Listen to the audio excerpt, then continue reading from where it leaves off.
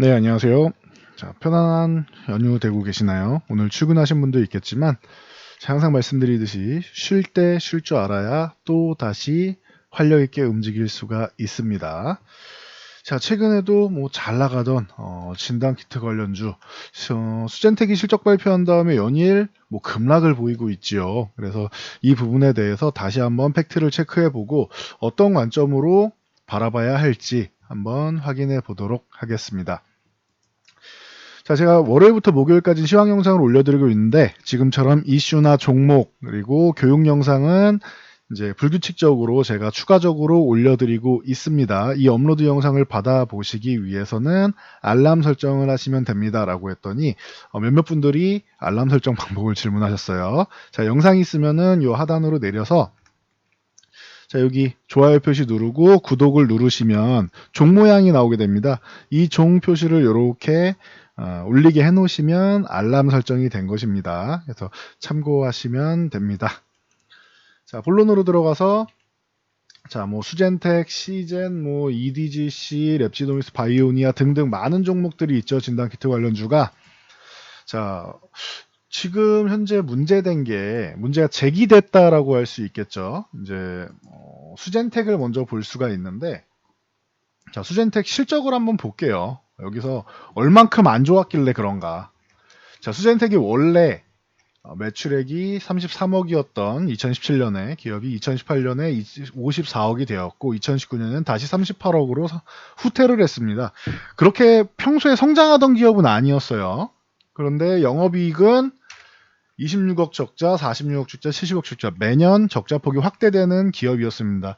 자, 코로나는 1분기부터 시작을 했는데 1분기에도 수혜를 받지 못하고 적자 기업이었어요. 확인이 되시죠? 그런데 2분기에 흑자 전환은 물론이고 202억의 영업이익을 남깁니다. 바로 전분기만 해도 20억, 작년에 1년 동안 70억의 적자를 내던 기업이 202억의 흑자를 냈습니다. 매출액도 작년에 30억대로 다시 줄었는데 2분기에만 242억이 됐습니다. 엄청난 뭐 영업이익률이 되죠. 그래서 실적만 놓고 보면은 오우 굉장히 좋아졌구나. 단발성만 아니면 되겠구나라고 생각이 될 수 있습니다. 근데 뭐 그럼 뭐가 문제냐? 수젠텍의 경우 지금 이렇게 급락 나온 이유가 실적 발표 나온 후에 다음날 개파락 나오고 급락 거의 준하한가로 밀렸죠. 20%대. 그리고 이제 추가적으로 하락이 나와서 거의 고점 대비해서 62,000원에서 31,000원대까지 거의 반토막이 나와버린 상황입니다. 자, 실적과 정반대의 행보를 보인 이유는 예상치가 1188억이라는 뭐 이런 제가 볼 때는 말도 안 되는 어디서 근거가 나온지 모르겠는데 이건 뭐 제 기준에서 말이 안 되는 거고 근거를 분명히 제시하셨겠죠. 이렇게 예상치를 말씀하신 분들은.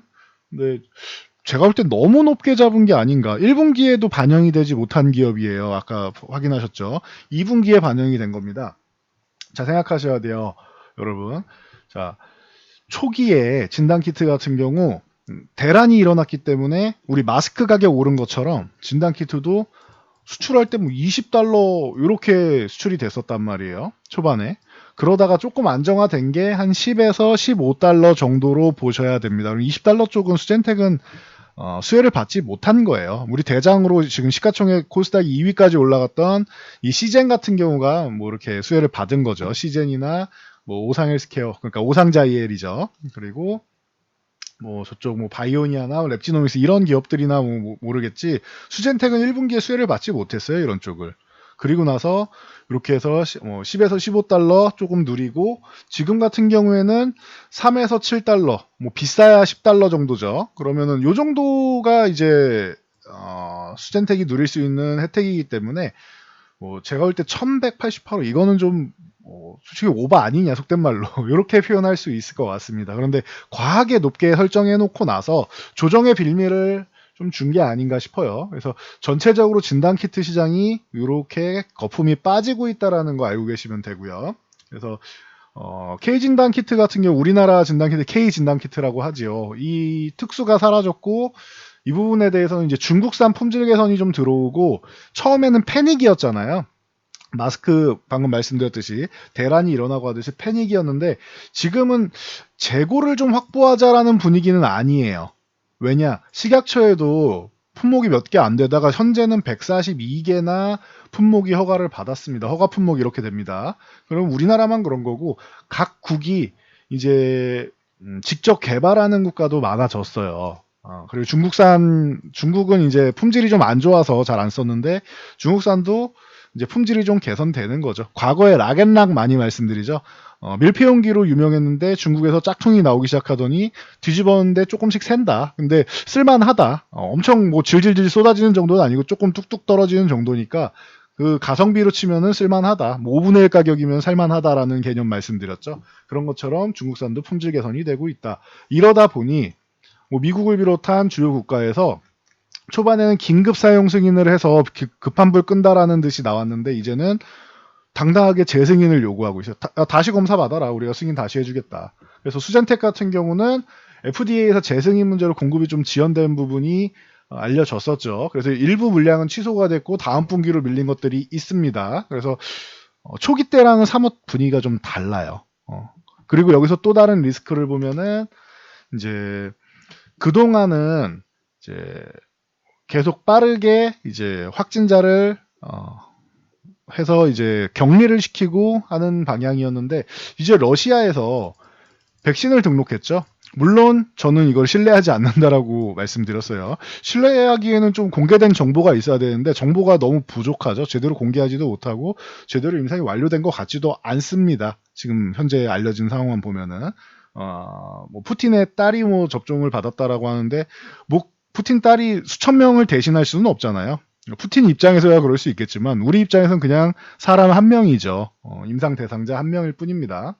그래서 통계적으로 뭐 나올 수 없는 그런 상황이 아닌가. 그래서 아직 백신이나 치료제 같은 경우는 뭐 빠르게 이제 제일 빠른 게 이제 한 올해 말 정도에 요 임상이 마무리가 될 수 있고 이제 아니면 내년 초 정도니까 양산에서 이제 공급되는 것까지 치면은 뭐 한 6개월 거의 반년 남지 않았나 싶어요. 반년 약간 안 되거나 반년 정도. 그래서 이런 백신이 출시되면은 좀 진단 키트 같은 경우도 좀 덜 활용되지 않겠느냐라는 이런 우려감들이 나오는 거예요. 그래서 이렇게 밀렸다. 그런데 러시아 백신은 못 믿겠다. 그리고 시간이 남았다라고 방금 말씀드렸듯이 이런 의견도 있습니다. 날씨가 조금 쌀쌀해지면은 요게 기반이 이제 폐렴 개념이니까 우한 폐렴으로 이제 이름이 시작이 됐었죠. 그 다음에 코로나라고 불리다가 이제 뭐 코비드19 뭐 이렇게 돼 있는데 자 겨우 이게 날씨가 좀 따뜻해지면은 균들이 좀 이제 바이러스가 조금 약해지다가 날씨가 좀 쌀쌀해지면은 유행을 한다. 그럼 겨울이 되면은 다시 가을 지나 겨울이 되면은 2차 유행의 대유행의 가능성에 대해서 계속 언급이 되고 있습니다. 그러니까 무조건 된다. 유행이 나온다가 아니에요. 그러니까 주의하자라는 겁니다. 학계 분들 말씀이. 그래서 가능성이 있기 때문에 주의하자. 이렇게 되면은 다시 한번 진단 키트 관련주는 뭐 올라갈 수는 있겠죠. 그래서 뭐 요건 참고 정도 하시면 될 것 같아요. 그래서 왜 수젠텍만 왜 이렇게 높여놨는지는 조금 아직도 의아합니다. 왜냐?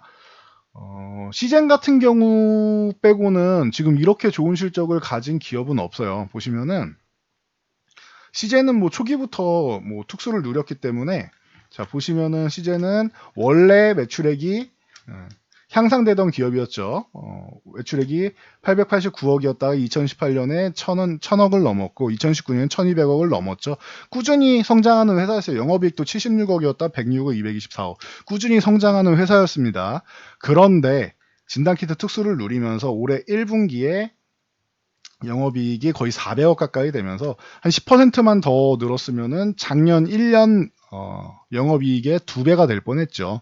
그런데 그게 끝이 아니었던 거죠. 2분기에는 1562억으로 해서 작년 그냥 영업이익도 아니고 총 매출액보다 더 큰 영업이익을 올렸습니다. 그래서 저 수젠텍이 영업이익 201억, 202억 정도 되는 금액이 어느 정도냐. 자, 녹십자로 한번 넘어가 볼게요. 우리나라에서 제가 2016년에 매출액 1조를 넘는 제약회사는 2개밖에 없다. 유한양인가 녹십자라고 말씀드렸는데 녹십자 2분기 실적이 200억이 안 됩니다. 156억입니다. 근데 수젠텍이 202억이 나온 거예요. 그러니까 저 실적에 대해서 폄하할 필요는 없는 것 같아요. 제가 볼 때는. 폄하할 필요는 없는데 문제는 이거죠. 시장에서 바라보는 입장에서는 이건 뭐 냉정하게 봐야 되니까 2월에 최저가 한 6,000원 부근에 있던 기업이 6만 원을 넘어갔으니 10배 이상 상승했다. 그런데 저 실적이 이 10배 상승할 정도가 타당하게 느껴질 정도의 실적은 아니다라고 하면 그거는 긍정할 수 있을 것 같아요. 실적이 좋아진 건 맞지만 10배가 올라갈 것이냐. 이거에 대해서는 가치를 평가하는 잣대를 어떻게 두느냐에 따라서 가능하다 아니다로 나뉠 수 있을 것 같아요. 지금 반토막 났다고 해도 이것도 5배가 오른 상황입니다. 현재. 그러니까 여러분들이 이건 알고 가셔야 돼요.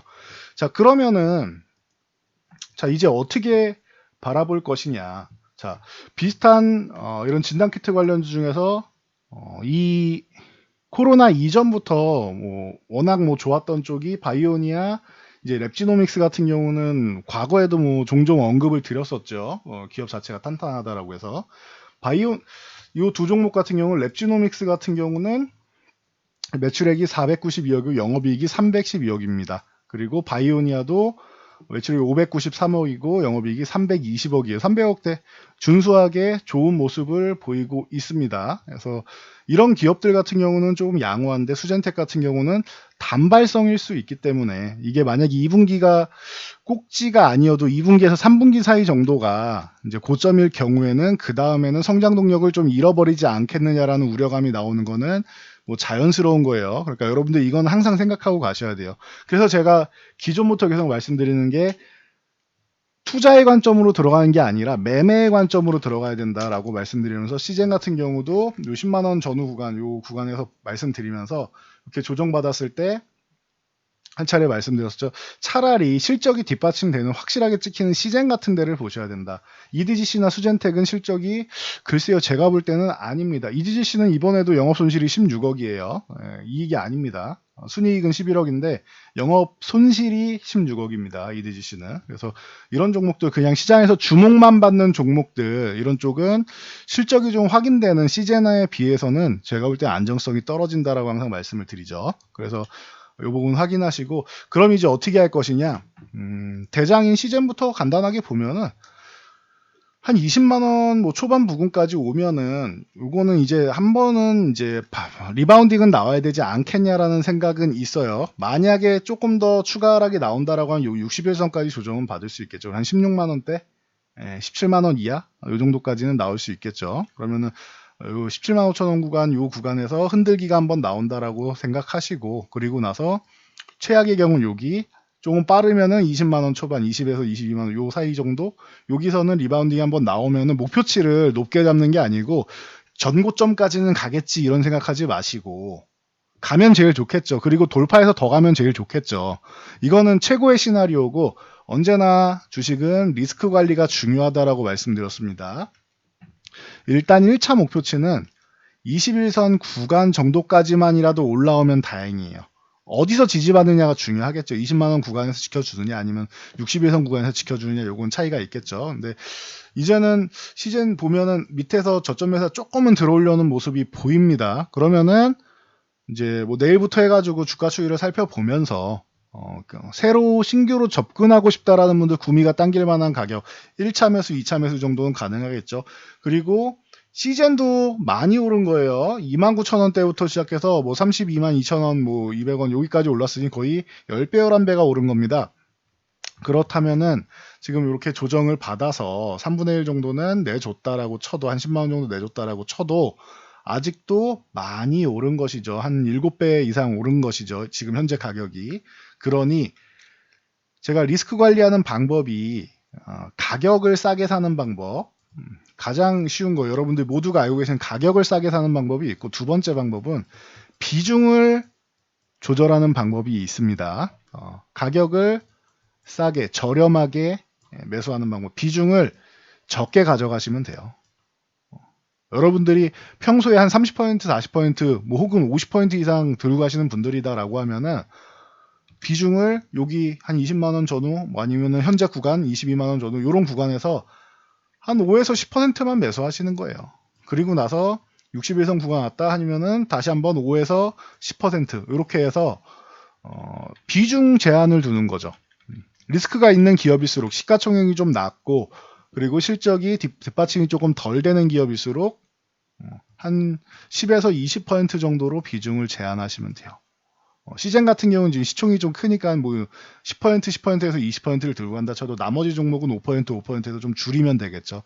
이렇게 해서 비중을 좀 줄이세요. 이 종목으로 지금 이만큼 올라왔다가 우려감으로 해서 밑으로 내려왔는데 쉬는 기간이 필요하단 말이에요. 더 갈지 2차 유행이 오거나 하면 더 가겠죠. 근데 만약에 여기가 고점이다라고 하면 반등 한번 주고 매도할 기회 주고 다시 밀릴 수도 있습니다. 그러니 섣부르게 예측하지 마시고 왜냐 2차 대유행이 오느냐 마느냐는 제가 판단할 건 아닌 것 같아요. 저는 분석하는 사람이지 예언자는 아니라고 했습니다. 예언은 점집에 가시는 게 맞겠죠. 2차 유행이 오느냐 안 오느냐는 뭐 의학계 분들도 의견이 분분한 상황입니다. 그렇기 때문에 주의하자라고 계속 얘기한다라고 말씀드렸죠. 그러니 우리가 열심히 주의하고 방역에 힘쓰면서 2차 대유행이 안 오게끔 하면 제일 좋은 거고 그러면은 사회는 안정되겠지만 진단키트 관련주들은 썩 좋지 않을 겁니다. 그러니 그런 경우에는 한 차례 반등 정도 나오면 21선 부근 꼭 20은 닿지 않더라도 부근까지 와서 상승이 정체된다 싶으면 한 차례 뭐 정리할 수 있겠죠. 지금 현재 구간을 치면 25만 원에 있는데 조금 올라가는 척하다 이렇게 꺾일 거예요. 반등 나오면은 뭐 24만 원에서 25만 원 사이 정도에 정리한다 생각하고 보시면 되겠죠. 이렇게 만약에 못 올라오고 밑에서 벅벅 긴다 그러면은 22선 이렇게 꼬꾸라질 텐데 올라오는 거 한 대 맞고 또 밀릴 수 있으니 21선 부근 잘 보시면 될 것 같아요. 현재는 한 24, 5만 원 정도 되고 현재 25만 원인데 좀 꺾이는 것까지 생각해서 24만 원에서 25만 원 사이. 만약에 이게 한 2주 안에 여기까지 못 올라간다라고 하면은 낮추셔야 돼요. 그럼 22만 원, 20만 원 이렇게 계속 낮춰질 겁니다. 주가가 밑으로 내려가 있다면은. 그래서 이 부분은 반등 나오는 거 속도에 따라서 조금 판단을 다르게 하시면 될 것 같아요. 시젠은 그래도 시가총액이 괜히 올라간 게 아닙니다. 시젠 같은 경우는 초기부터 특수를 계속 누리고 있고 좀 프리미엄 쪽이다라고 생각하시면 될 것 같고 다른 기업들도 기술력은 좋습니다. 근데 이제 초기에 선점했느냐 이런 부분이 좀 중요하니까 그래서 그런 거고 뭐 EDGC 같은 경우는 기술적으로만 볼 수 있다라고 말씀드렸어요. 과거부터 EDGC, 수젠텍 이런 기술적으로만 보는 거지 이런 종목을 매매할 바에는 차라리 시젠이 낫다. 왜? 실적이 제가 볼 때 그 정도까지 이렇게까지 올라올 정도의 뒷받침이 되는지 모르겠다라고 말씀드렸어요. 그래서 EDGC 같은 경우는 14,000원 구간에선 지지를 받아야 되고 1차적으로 올라오면 한 16,000원 정도에서 17,000원 정도에 정리하시다. 17,000원을 돌파해서 안착한다라고 하면은 한 차례 더 올라갈 수 있는데 그거는 나중 일이고요. 16,000원에서 17,000원 정도 구간에서 뭐 정리한다 보면 되겠죠. 이번에 하락은 좀 적었어요. 왜? 기존에서 올라온 게 다른 종목보다 좀 약했기 때문에 EDC는 참고 정도 하시면 될 것 같고요. 뭐 랩지노믹스나 뭐 이런 종목들도 이 종목도 이제 한 10배 올라왔죠. 그러다 보니 좀 크게 밀리고 있는데 이 종목도 한 34,000원 이런 구간에서 34,000원, 5,000원 요 사이에서 지지를 만약에 받는다라고 하면은 41,000원 돌파하는지 보시고 41,000원에서 45,000원 사이에 한 차례는 분할로 좀 정리하면서 줄이면서 좀 보면 되지 않을까 싶습니다. 참고하시고요. 그리고 바이오니아 같은 경우도 자, 이 종목은 2만원 제가 볼 때는 나쁘지 않은 가격까지 내려왔고 그리고 바이오니아도 뭐 초기부터 뭐 워낙 뭐 좋은 기업이었으니까 그리고 이 21선 쪽을 지켜준 몇 안 되는 기업이에요. 급락은 나왔지만 그러니 바이오니아 같은 경우 만약에 2만원을 지켜준다라고 하면 1차 25,000원, 2차 3만원 정도로 보시면 되겠죠. 그래서 저라면은 이렇게 뭐 리스크에 대해서 좀 얘기 나오고 우려감에 대해서 얘기 나올 때 뭐 매매 관점으로 새로 신규 진입했다라고 하면 단기적으로만 짧게만 치고 빠지는 게 맞는 것 같고 그리고 만약에 기존에 보유하고 계시는 분들이다라고 하면 반등 시에 비중을 조금 줄이면서 보시면 될 것 같아요. 그래서 좋으면은 만약에 돌파하면 재매수하시면 되는 거고 만약에 좀 아니다 싶으면은 비중을 줄여놓으면 나중에 정리하기도 좀 편안합니다. 그래서 수익권이냐 손실권이냐 상관없이 비중을 조금씩 줄이면서 보는 게 맞지 않느냐라고 저는 보고 있습니다. 반등 시에 비중 줄이면서 보는 거고 만약에 2만 원을 이탈한다라고 하면 이거 잘못하면 15,000원까지 밀릴 수 있어요. 이런 상황은 오면 안 되겠죠. 그러니 2만 원 잘 지켜주는지 바이오니아 같은 경우 한번 보시고요. 그리고 다시 말씀드리지만 이렇게 급등 나온 종목들을 여러분들이 관심 가지니까 이렇게 지금 힘든 거예요. 주말 연휴에도 쉬지도 못하고 전전긍긍 하시는 건데, 단기 급등 나온 종목은 웬만하면 추격 매수하지 마세요. 여기는 이렇게 더 올라가면은 보유하신 분들의 영역이구나. 그분들 축하해드리면 되는 거고, 내 종목 중에서 혹은 덜 오른 종목, 아직 덜 오른 종목, 혹은 후발주, 아니면은 대장주 먼저 올라간 종목 중에서 지금 이미 조정을 맞춰가는 종목들에다가 시간을 투자하시면 다시 얘네가 또 여러분들한테 수익을 많이 주게 돼 있어요. 그러니 급등한 종목 추격 매수하지 말고 조금 쉬는 종목들을 보시는 게 좋을 것 같아요. 제가 볼 때는. 기존부터 계속 말씀드리고 있지요. 가던 종목, 그리고 좋은 종목, 그리고 시장의 중심이 되는 종목, 성장성이 있고 실적이 찍히고 앞으로 실적이 더 좋아질 종목, 요것을 여러분들이 확인하시고 매매를 하시면은 제가 볼 때 지금 시장에서는 굉장히 좀 편안한 시장이 될 수 있어요. 근데 이런 부분을 여러분들이 직접 확인하기가 좀 어렵다, 고르기가 어렵다. 그리고 이제부터 이렇게 진단 키트처럼 꺾이는 종목들이 나올 수 있고 차별화가 시작된다라고 말씀드렸어요. 그래서 이런 부분이 좀 어렵다, 보기 어렵다라고 생각하시면 저희 쪽에 문의하시면 되겠죠. 그래서 이 정도까지 말씀드리면 될 것 같아요. 그래서 너무 큰 기대도 하지 마시고 그렇다고 너무 실망하실 필요도 없어요. 다시 말씀드리면 수젠텍이 실적이 안 좋았지만 EDGC 빼고는 수젠텍도 그렇고 랩지노믹스 바이오니아 다 시젠도 그렇고 실적이 좋아진 건 맞습니다. 그러니까 어느 정도 상승이 나온 부분에 대해서 근거는 돼요. 근거는 되는데 이제 2분기가 고점이냐 3분기가 고점이냐 뭐 이런 부분에 대해서 논란이 지금 많아서 그래요. 미래는 한치 앞은 알 수가 없잖아요. 코로나가 미국이 아직까지도 거의 뭐 최고점에서 살짝 꺾인 정도로 지속될 거라고는 아무도까지는 아니겠죠.